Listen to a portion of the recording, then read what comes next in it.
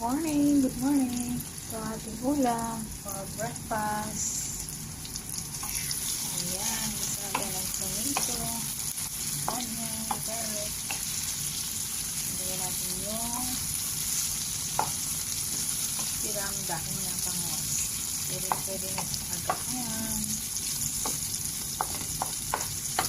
Ayan, may black pepper na rin yan.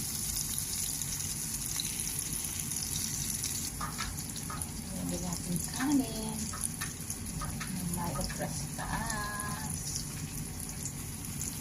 Eat na guys. Kain tayo for breakfast.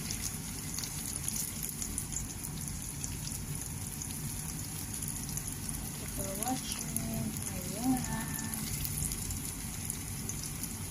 Siguro naman masarap to.